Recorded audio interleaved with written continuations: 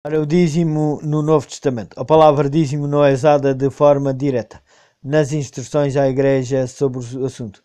No entanto, é bem lembrar que a omissão não invalida a doutrina e nem o Novo Testamento se destinava a ser o instrumento único que vai estabelecer as doutrinas válidas da Igreja. Uma doutrina não precisa ser repetida nos escritos Neo Testamento para ser válida. Aliás, o Antigo Testamento eram as escrituras usadas pelos apóstolos e na qual respaldavam seus ensinos. Encontramos, porém, no Novo Testamento o ensino do dízimo abordado de outra forma, nos argumentos em favor de uma visão mais exaltada do ministério cristão e seu direito à justa remuneração, como o dízimo substituía anteriormente sem a lei levítica, como já foi vista, preservará após ela. Na Epístola aos Hebreus, capítulo 7, menciona-se a exclusividade dos levitas para recolher o dízimo dentro do sistema mosaico. O autor de Hebreus aproveita a oportunidade para chamar a atenção de que em Abraão, antepassado dos levitas, o Levi havia dado os dízimos para um sacerdote superior instituído por Deus.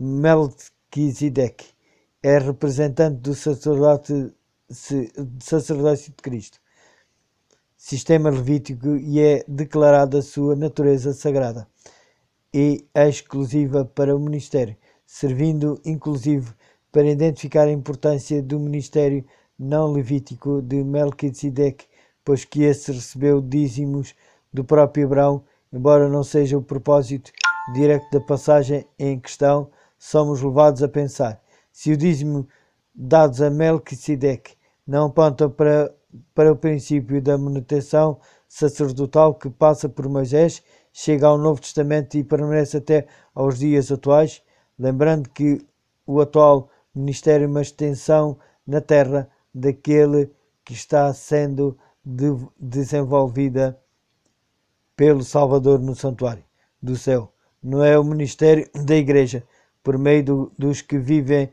do Evangelho, uma extensão do ministério do Salvador de Cristo.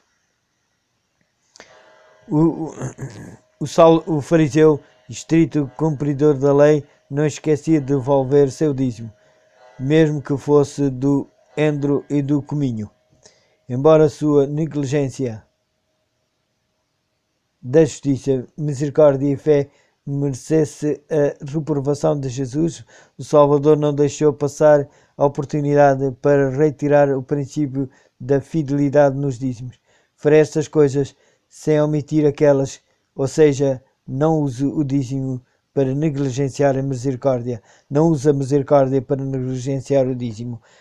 Uma advertência do próprio Salvador contra a religião unilateral. Interessante notar que os fariseus acusavam Jesus de muitas coisas, porém jamais de não ser dizimista ou pregar contra esse sistema.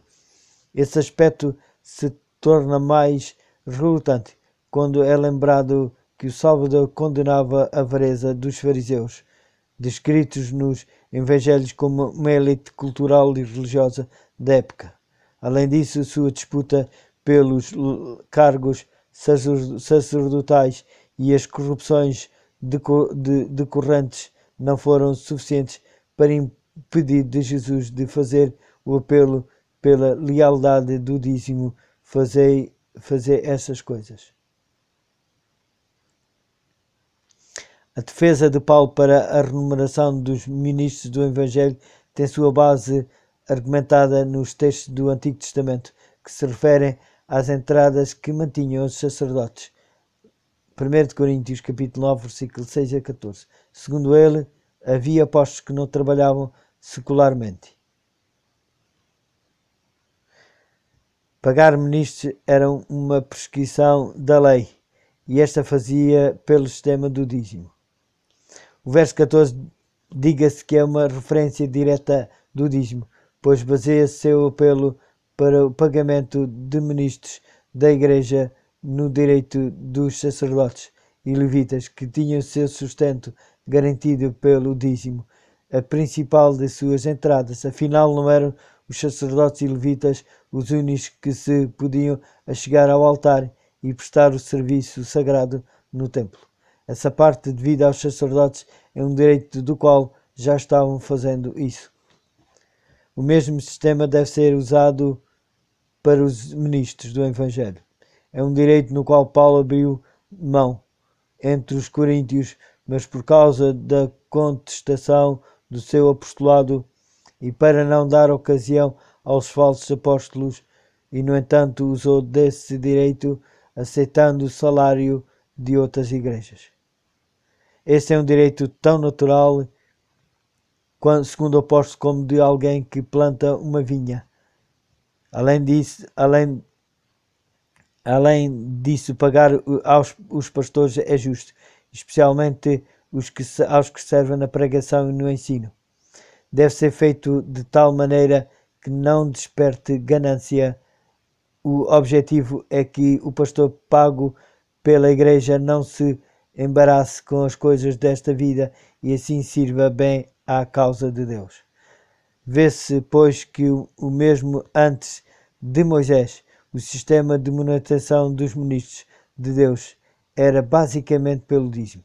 Assim foi durante a teocracia em Israel, para a manutenção dos levitas e sacerdotes do templo de Jerusalém. Foi sancionado por Jesus a manutenção dos ministros do Evangelho. Foi defendida por Paulo usando a linguagem e as ideias do sacerdócio levítico do Antigo Testamento, e uma vez que a Bíblia não apresenta nenhum outro sistema, parece lógico concluir que esse é o plano que deve ser usado hoje em dia na Igreja. Qualquer outro sistema assume a condição de uma criação meramente humana, tentando substituir o plano de Deus.